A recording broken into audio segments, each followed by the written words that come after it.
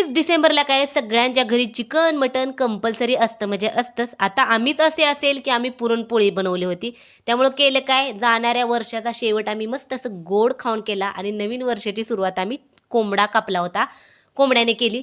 तर झालं काय, 31 तारखेला संध्याकाळी कोंबडा कापून आणला होता, त्याला वाफ देऊन ठेवला होता आणि सकाळी मग मी आता बनवायला लागले एकदम गावरान कोंबड्याचं गावरान पद्धतीनं कालवण.